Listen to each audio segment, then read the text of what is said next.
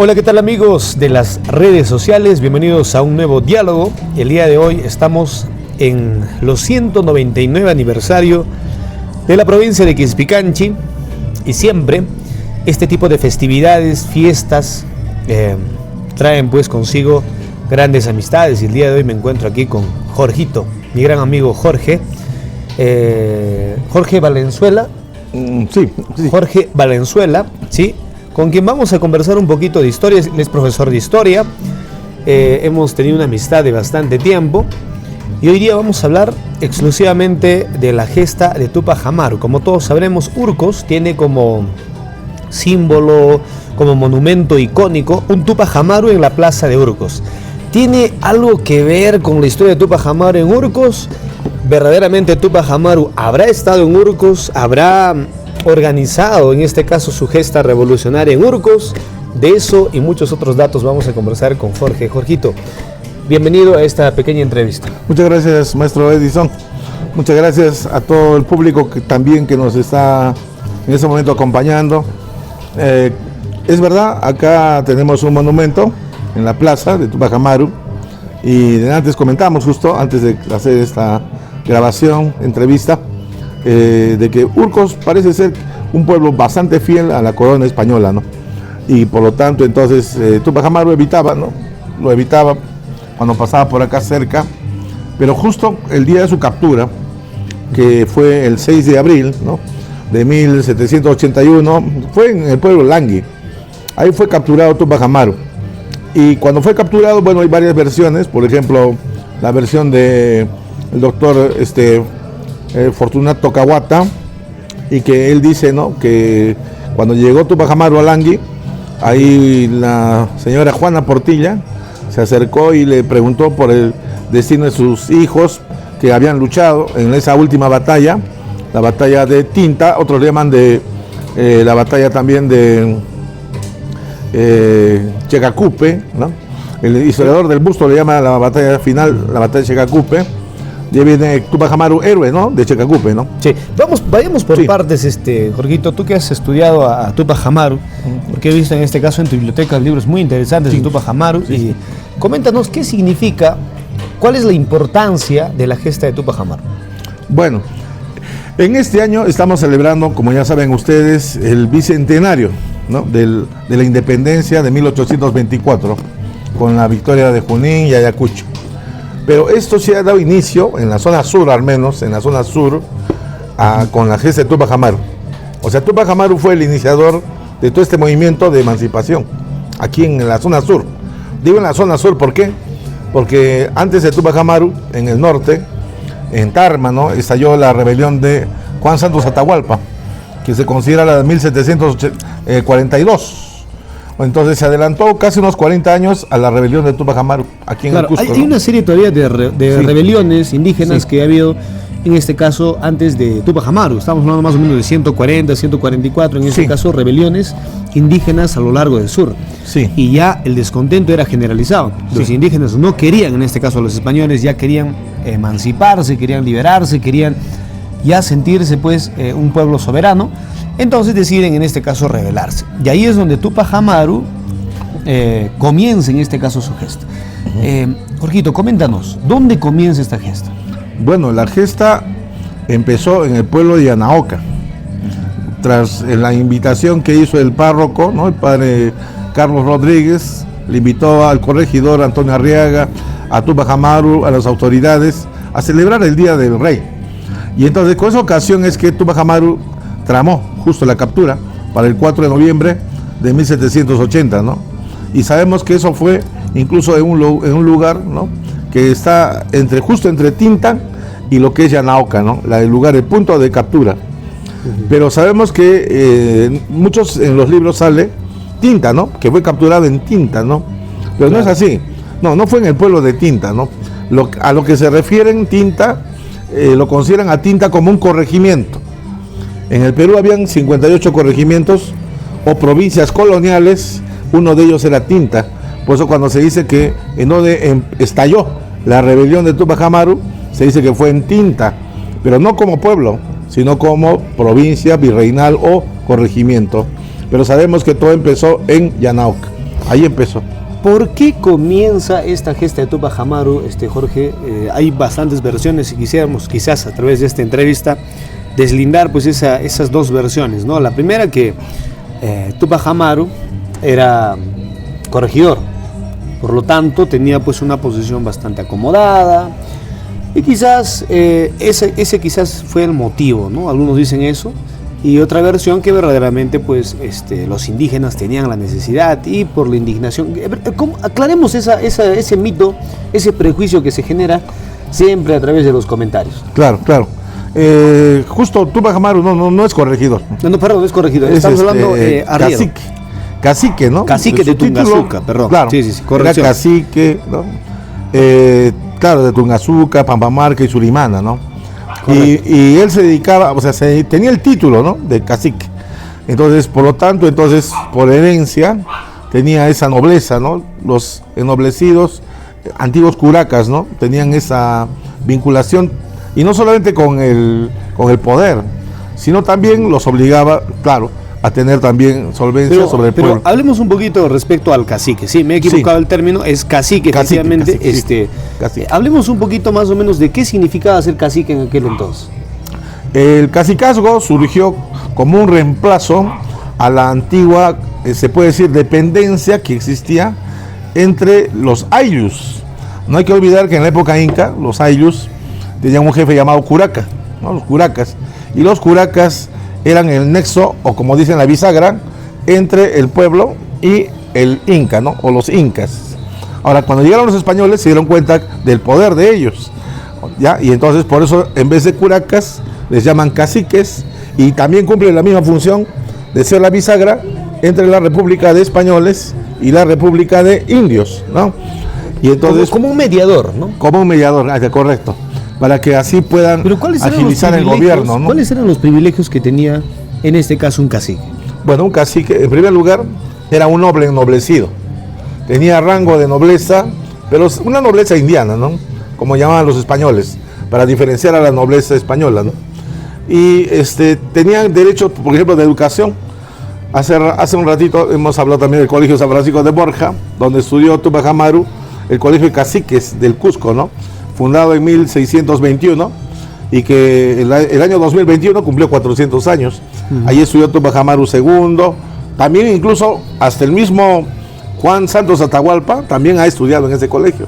El iniciador justo de las rebeliones en el norte, ¿no? En 1742, y también Tupac Amaru II acá en 1780, ¿no? Ahora, el contexto en el cual nos estamos abordando, profesor Jorge, es la Revolución Francesa que ya se había dado. Ah, claro, sí. Sí. Justo la rebelión.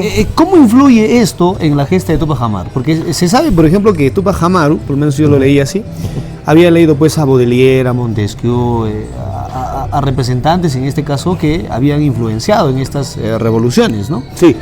Justo si hablamos de cronología, la rebelión de Tupac Amaru se adelantó a la Revolución Francesa.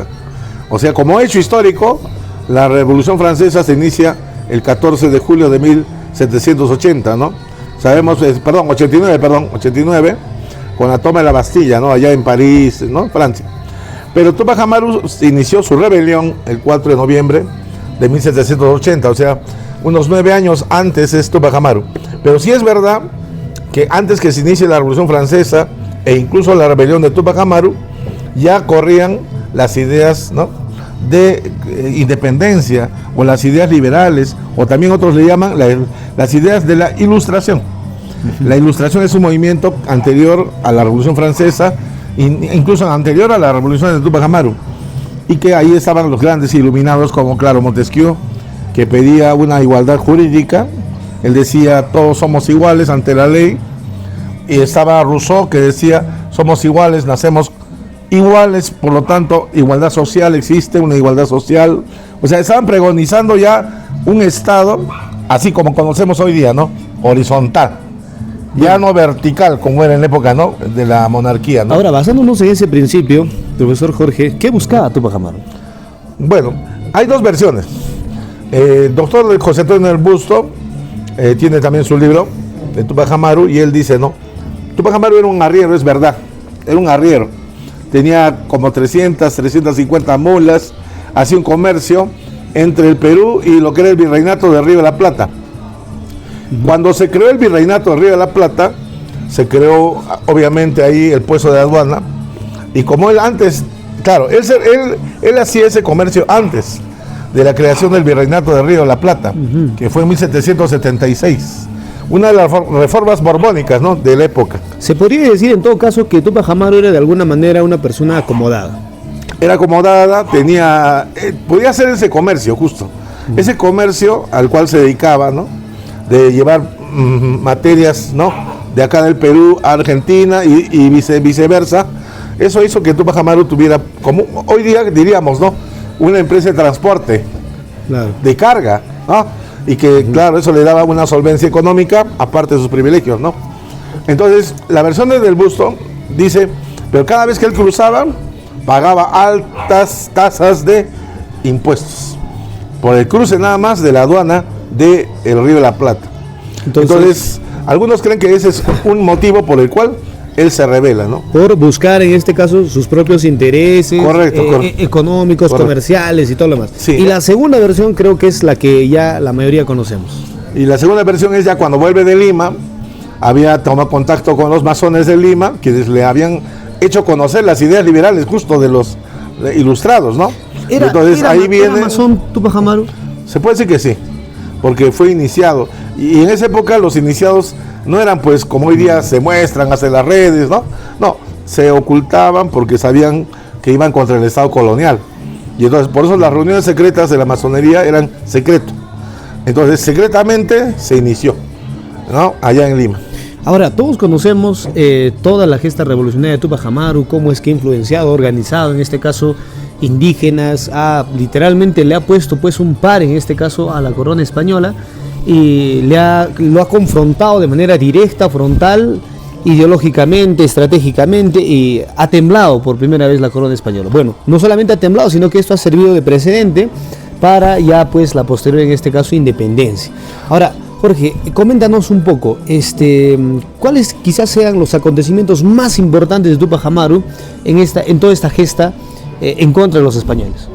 Bueno, lo más resaltante es la rebelión que estalla el 4 de noviembre de 1780, luego se puede decir el ajusticiamiento, ¿no?, del corregidor, que fue el día 10.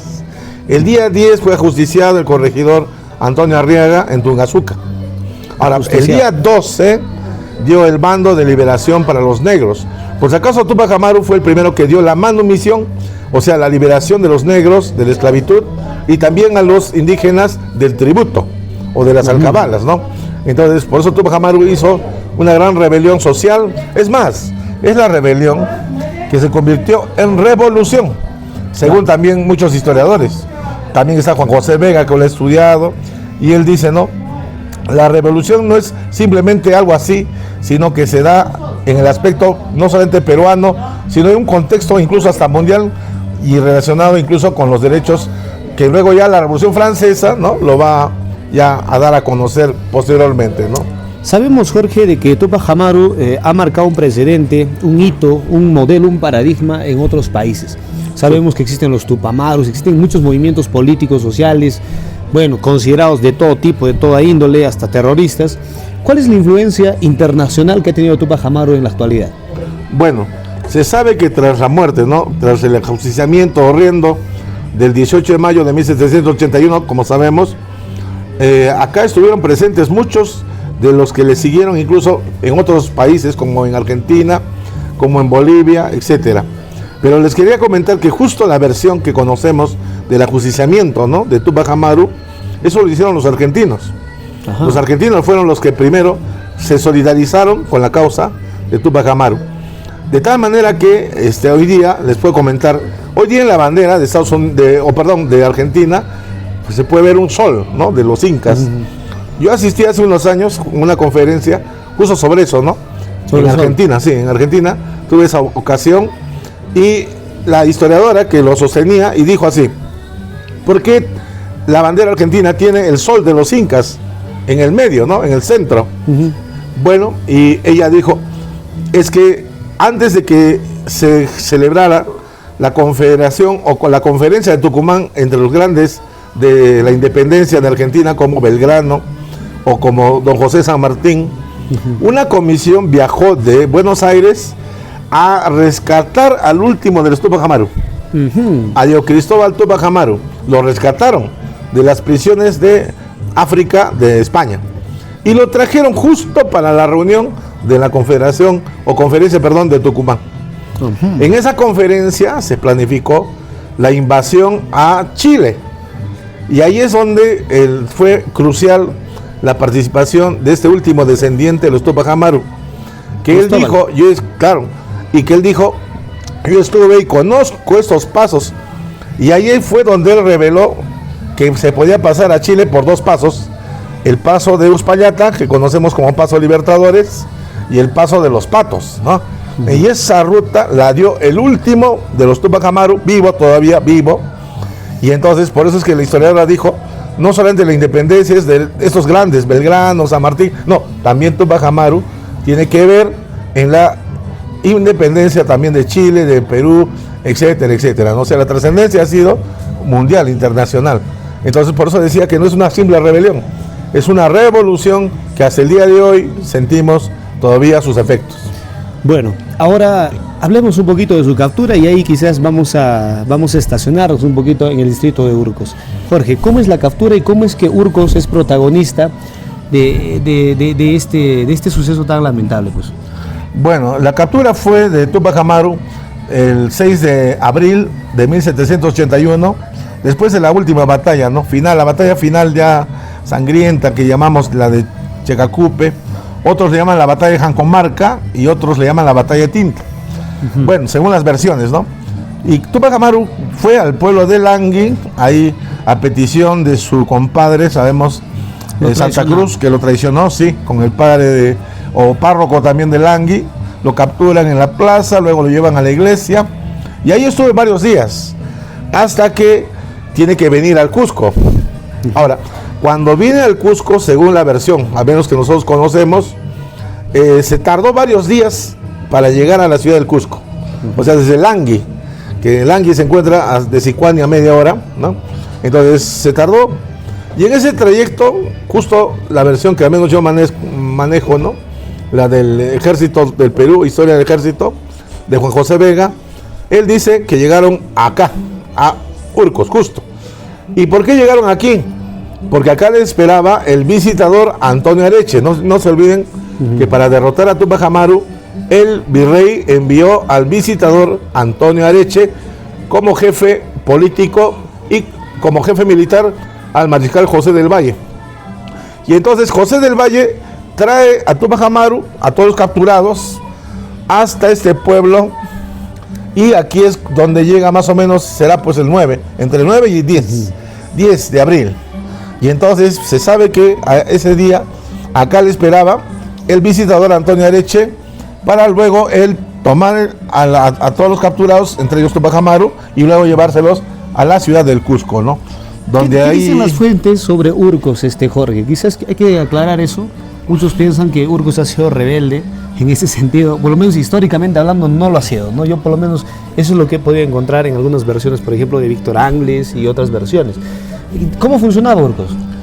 Bueno, yo al menos lo que manejo es que la rebelión en realidad ha sido de contexto, o sea, de todo este valle, ¿no? Todo este valle. O verdaderamente eran gente rebelde. De repente no eran tan así, digamos, partidarios de Tupac Amaru, porque sabemos que Tupac Amaru también tenía sus contrapartes, ¿no? Que habían otros caciques que no estaban de acuerdo y entonces se cerró, ¿no? El trato con los caciques, ¿no? Bueno, pero lo que sí sabemos es que sí hubo una participación, no tan como dicen acá, de que eran rebeldes como los mismos de, por ejemplo, ¿no? De Tinta o de, ¿no? O de las zonas de Tupac Amaru, sino que sabemos que Tupac Amaru tuvo que pasar siempre necesariamente por acá. Claro. Incluso para también el sitio del Cusco, no hay que olvidar que también pasó por acá. Para sitiar la ciudad del Cusco entre el 2 de enero y el 9 de enero de 1780, pasó también Tupac Amaru. Y de hecho pasó seguro por acá, tratando de que no lo delaten, porque acá estaban de hecho las autoridades españolas, Pues acaso acá habían autoridades, porque este punto es muy estratégico para la historia también, ¿no? Colonial. Claro. Bueno, Jorgito, hemos conversado un poquito de todo. Tupac Amaru realmente es muy amplio. Sí. Estamos muy nutridos realmente con todo lo que nos acabas de decir. Hay cosas que yo también me acabo de enterar.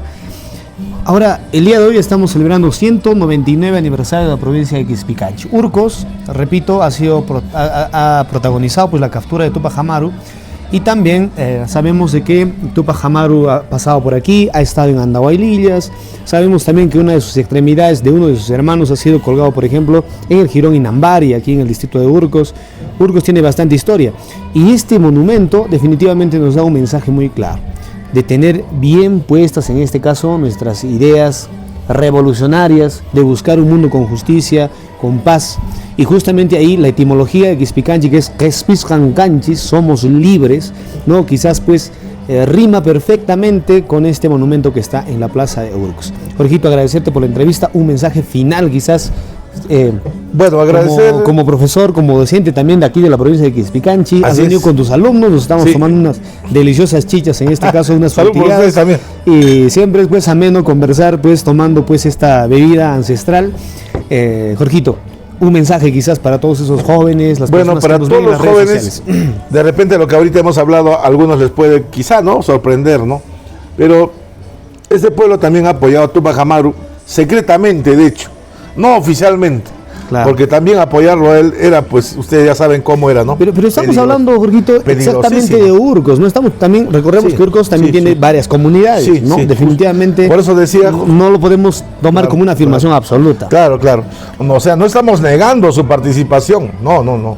Lo que estamos más bien diciendo es que han participado, pero con un corazón así, se puede decir, ¿no? Netamente Tupac Amarista, pero ante las autoridades tenían que ya no darlo por entender, porque eran perseguidos, asesinados, al menos en la última etapa, cuando vino el ejército de Lima a destruir, ¿no?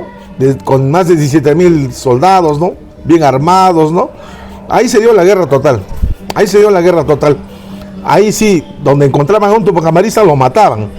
Y a su familia. O sea, Jorgito moría, en otras palabras. Claro, si hubiera capturado, sí. Y entonces, por eso es que lo delatan a Tupac Amaru, ante tanta presión. Claro. Por eso, de miedo a sus familias, lo delatan. ¿Ya? Entonces, no era de poco fiar, pues, comentar fácil de Tupac Amaru, porque recordemos la crueldad, ¿no? Con la que han tratado a sus familiares, a sus hijos. Realmente el testimonio, o por lo menos el documento que se ha redactado, es desgarrador, Jorge. Sí, otro día hablamos de eso. De las tácticas, ¿no?, que se usaron para derrotarlo, pero cuando llegamos a esa guerra total, se nota claramente el ambiente terrible fue, no tuvieron piedad, degollaban, mataban, y dentro del ejército español habían negros, cortaban lengua, correcto, sacaban ojos. Y habían negros, así de buena talla, fuerza, como para intimidar, ¿no?, a la raza nativa de acá del Cusco. Pero mi último mensaje, jóvenes, acá que me están escuchando, acá gracias al profesor Edison, es que sigamos en estas celebraciones del aniversario con ese pensamiento histórico de que nosotros todavía tenemos que hacer la historia. Quiero terminar con un dato. Un día le preguntaron al doctor Pablo Macera, ¿no?, historiador del Perú, y él un día le preguntaron: señor, ¿usted cree en la emancipación? Y él dijo: no creo en la emancipación. ¿Cómo? ¿Usted no cree en una emancipación o una lucha? Y él dice: ¿saben qué? La libertad, él dice, no, es algo sagrado que nosotros no lo podemos conseguir de una sola vez. Él dice: la libertad, la independencia es un ideal, pero los peruanos luchamos cada día por tener verdadera libertad, y una libertad económica, una libertad social, una libertad cultural. Y en eso yo sí creo, ya que oficialmente podemos tener una independencia, ya, ante España, ¿no? Pero ¿y qué hay de las demás, no, potencias? Una vez que el Perú dejó a España, caímos en brazos de Inglaterra y luego caímos en brazos hoy día de Estados Unidos. Digamos que estamos en otro tipo de esclavitud. Correcto, sí. Claro. Sí. También podemos hablar de esas dependencias del Perú, que eso también lo enseña el doctor Emilio Choi. Emilio Choi, un historiador de San Marcos, dijo: ¿por qué celebrar la independencia si somos dependientes, no? Pero eso es lo que decía Pablo Macera. Entonces, los peruanos luchamos cada día y decimos, ¿no? Los lucreños, los de Urcos, ¿no? Luchemos cada día por tener esa verdadera independencia. Así es que, amigos, feliz 199 aniversario de la provincia de Quizpicanchi. A tomarse una buena foto con el monumento de Tupac Amaru, que no es poca cosa, pues, tener un gran personaje representado a través de ese monumento icónico aquí en el distrito de Urcos, capital de la provincia de Quizpicanchi. Con permiso con todos ustedes, muchas gracias por ver este video. Ya saben, compartan y déjenos su comentario. ¿Conocías alguno de estos datos? Coméntenos en la parte de abajo. Tupananchis Kama, hasta una próxima oportunidad. Jorgito, nos vemos. Tupananchis Kama. Buenos días. Y salud. Buenos días. Salud. Salud.